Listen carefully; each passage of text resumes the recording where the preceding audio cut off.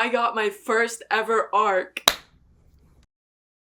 Hey guys, welcome back to my channel. For those of you who don't know, my name is Faith and thank you so much for watching. I have received my first ever arc and it is Already at Risk by Audibly. And for those of you who don't know, Already at Risk is the fourth book in the Wildflower series, which is my favorite romance series of all time. So my first ever arc being from my favorite romance series is insane. Since it's my first ever arc, I thought I would also do my first ever reading vlog for it because I'm just so excited about it. And I would like to add, at the time I'm posting this video, this book already has been released to everybody. Like I said, this is my first ever reading vlog, so I'm not exactly sure how this video is gonna go, but I will say I have already read 11% of this book, so let's just talk about that 11% real quick. Quick disclaimer, this video will contain spoilers for Already at Risk and potentially the other books in the series as well. For some quick background on this book, it follows Natalie and Cameron, and Natalie is a single mom going through a divorce and battling custody right now, and Cameron is her lawyer. The first chapter is from Cameron's point of view, and I knew immediately that I love him so much. By the time I'm done with this book, I would not be surprised at all if Cameron becomes my favorite book boyfriend in the series. Guys, literally 3% into this book, I was already giggling and kicking my feet because he is already so down bad for her, and y'all know I love that. For those of you who don't know, I get secondhand embarrassment very easily. There's a moment in chapter 2 when Natalie gets out her phone to find an email about the custody thing to show Cameron, and when she opens her phone, it starts playing porn. Oh my god. I had to put the book on. I got such bad secondhand embarrassment. Oh my god. Even thinking back on it. Oh my god. I would have died. But anyways, the next thing is, if y'all have seen my videos, y'all know about Bestie Ellie. So imagine my shock when Natalie pulls up with her Bestie Ellie. Shout out Bestie Ellie for real. All the cool girls have besties named Ellie. But guys, I'm already so in love with Cam because what do you mean? The nurse comment! Ooh! Okay, Natalie's on this date. I don't even remember the guy's name. That's how irrelevant he was, right? Cam is also at the restaurant. He's obsessed with her. Obviously, he immediately notices when she enters the room with this loser by her side. And during the date, Cam comes up and is like, oh, hey, Dr. London. And then her date is like, doctor, I thought you were a... And then Cam goes, don't finish that sentence. Ah! Guys! I love this man. And also, after the date, Cam literally waited outside the restaurant for her and he walked her home. Never settled, ladies. Cam should be the standard. That's all I've got so far. The rest of this video is probably gonna be a little bit different style, as in I'm probably not gonna have the same setup every single time like I normally do. And yeah, hopefully that's a good thing and maybe I'll mix things up more. So I'll see you guys when the next interesting thing happens, or when Cam does something hot AF again, which will probably be very soon. Okay, it was just revealed that Ellie, Natalie's best friend, is exes with Sully, who is Natalie's youngest brother. I'm calling it right now. I think one of the next books is going to be Ellie and Sully. Oh my god. Guys, I'm in love with Cameron. Are you kidding me?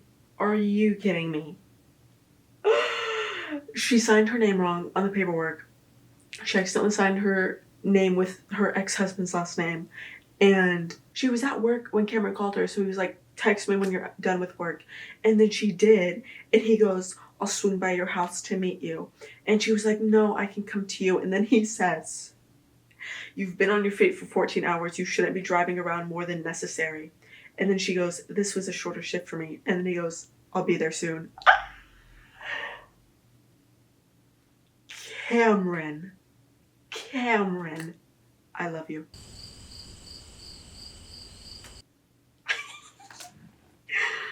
Guys, she fell asleep at the counter and he carried her to bed.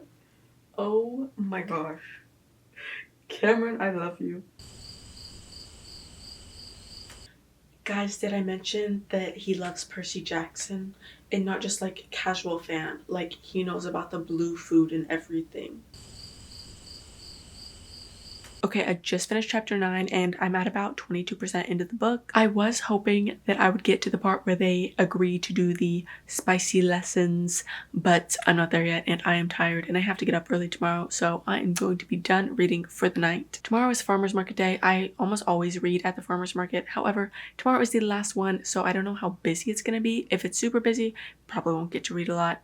And I mean, hopefully it is busy. I don't know how much I'm going to read or film at the farmer's market, but I guess you will see in a second. So I'm gonna go to bed and I will see you guys at the farmer's market. And while we're here, I gotta shout out my mom's luffa business. About a month ago, we got her website published, so you can find us at giancafarms.com, aka the link on the screen, aka the link in the description. She sells homegrown, natural, biodegradable, environmentally friendly loofah products. She's got the classic body sponge, a dish scrub, back scrubs, soaps with loofahs in them, foot scrubs with loofahs in them, and gift baskets that work for literally any occasion. So it'd mean a lot if you would go check that out, and maybe you could go crazy and buy something. Okay guys, post farmer's market update, I did only read about 2 chapters. It wasn't super busy. However, the part that I stopped reading at, Noah was coming up to Cameron to not have exactly a confrontation, but like he needs to discuss something, right? And I was like, my reaction to this I know is going to be so good, and I feel like I just need to be in a place where I can, you know, giggle and kick my feet, which is not in a public setting. So yeah, I wanted to wait to read that in the privacy of my bedroom. And right now, Noah and Cameron are fighting for the #1 book boyfriend spot because chapter 10 reminded me of how much I love Noah London. Y'all know I love a protective man, and in chapter 10 he was a protective brother, father, and boyfriend, and I ate it up. That being said, they're fighting already and we're only about a quarter of the way through, so Cameron might pull ahead a little bit. And I'm gonna go continue reading right now because I need to read this discussion between Noah and Cameron. Just like I thought he would be, Noah was his protective self, and when him and Cameron come back to the table, Cameron overhears the girls talking to Natalie, saying she needs to just get laid, and then she says, I don't know what I like. It's not like I ever got the chance to find out. And guys, that is where Cameron steps in. After Cameron heard the girls tell Natalie that she needed to get laid, they literally asked him if he knew anyone that would be interested. They're literally meeting before the deposition right now, and here is the conversation taking place. Natalie says, do we need to talk about what Juniper asked you at the bar? No, Natalie, we don't. Are you sure? Because you were either upset about that or whatever, Noah. And he cut her off to say, jealous. I wasn't upset. I was jealous, Natalie. Jealous of what, you may ask? Jealous at the idea of another man being with her. Okay guys, I am getting hungry, so I'm gonna go eat, and I will say, it appears that things will be heating up soon in the story, so I probably will be filming my reactions less because I think that is a little awkward, at least too awkward for me.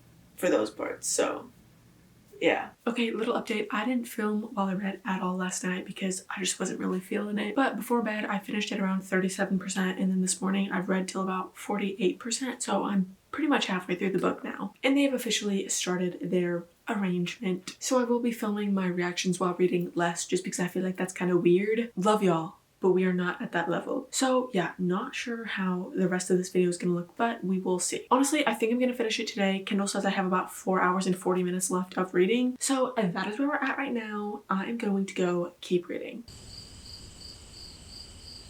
Okay, so Cameron just did Corey's deposition, and when I tell you Corey is the most pathetic father ever, it's insane.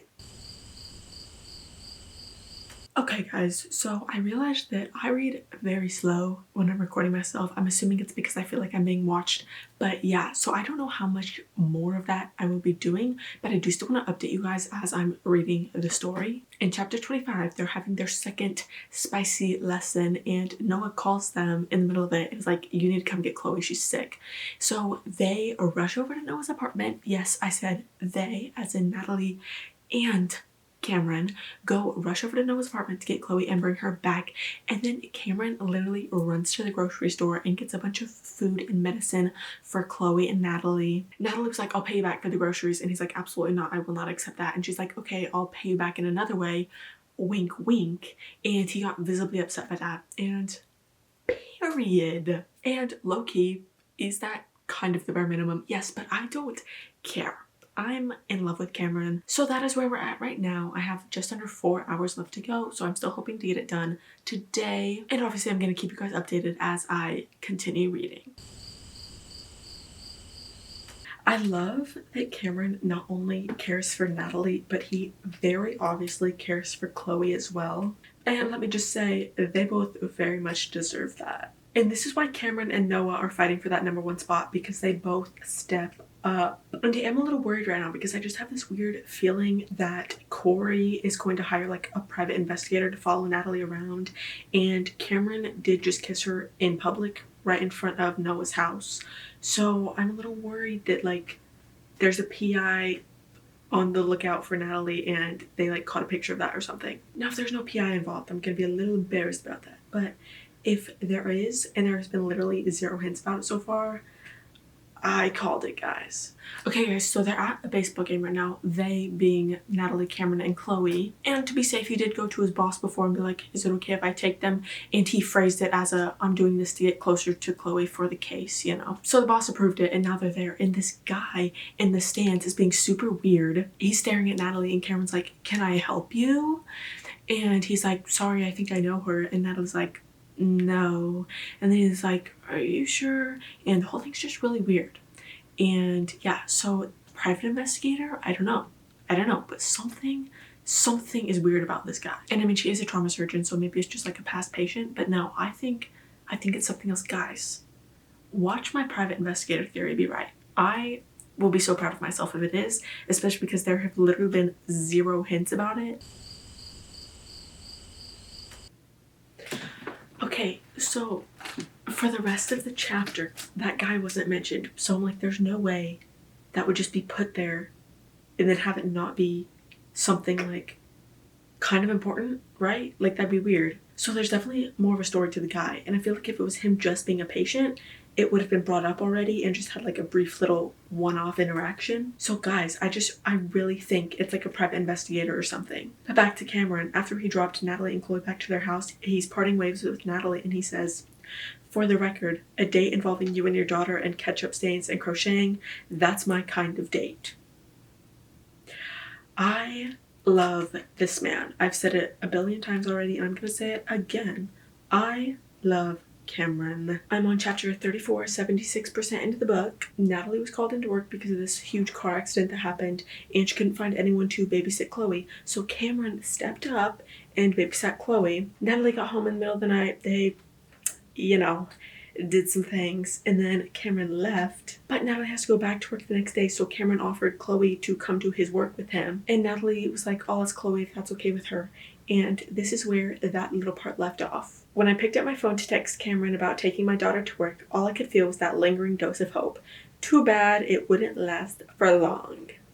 So that is where we're at. And I think something big is about to happen because even though Chloe went to work with Cameron in the morning, Cameron dropped her off at skating and then Chloe went home with Gemma. So Chloe is at Gemma and Noah's and Natalie is currently picking her up from there.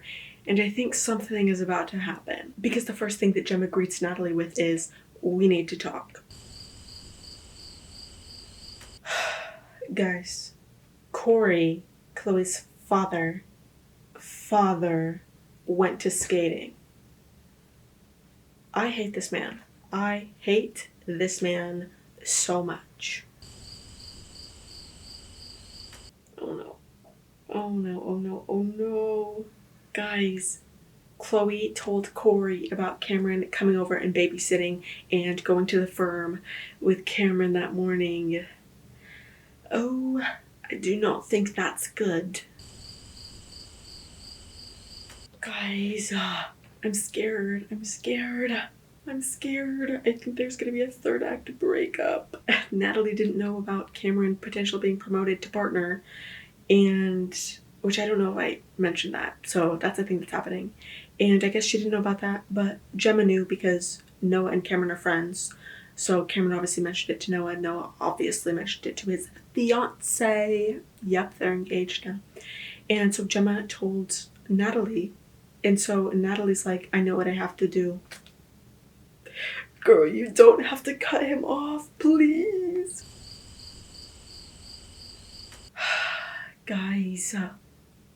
Guys, Natalie texted Cameron. I think we need to end this, Cameron. Can we talk later? No. No, ma'am.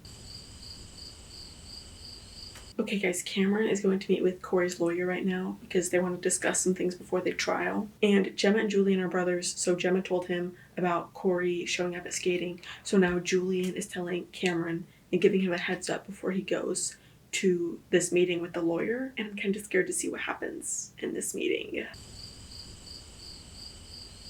Oh. Okay. So the meeting was about they wanted to propose a new custody agreement before they go to trial. And then as they're about to start talking about it, Corey busts in the room. Guys, I hate this man. He says, I want you to stay the F away from my daughter and the hell away from my wife. She is not your wife anymore, sir. Corey is accusing Cameron of sleeping with Natalie. And the lawyers are like, well, there's serious rules against that. And there's no confirmed relationship. And Cameron's like, yeah, you have no proof. So I'm really scared. I'm really scared about this private investigator theory that I have, guys. Because that'd be proof, right? If he shows up with pictures. I mean, obviously that'd be proof. But I'm scared. Okay, so Corey pretty much just dropped it after that. But it does imply that he's not actually going to drop it, which makes sense. So my private investigator theory could still be correct. Okay, but that is actually where I'm going to be stopping for now. I'm at 79% and I have an hour and 49 minutes left in the book. So I definitely am going to be finishing it tonight, but it will be tonight because I'm going to go for my daily walk and then shower and then eat. And then I'll probably finish reading it after that. So see you then. I am back and I'm ready to keep reading. We have a little under 2 hours left and we are gonna finish this book. Guys, he calls her baby. And that's so simple. It's so simple. And I love it. He also calls her Sunny and Sunshine, but like, I don't know. I like baby. What can I say? Guys, I love Cameron. I love Cameron. They've discussed the text that she sent and they've pretty much worked it out. And she goes, I'm sorry if I worried you with the text. And he says, worry? Baby, I was in agony. Cameron now thinks that he should step away from the case and not be Natalie's lawyer anymore, because he thinks Corey is going to try and find proof that they're together, and he doesn't want to ruin any chance of Natalie getting custody of Chloe. Cameron. He's admitting her feelings for her. Oh my gosh.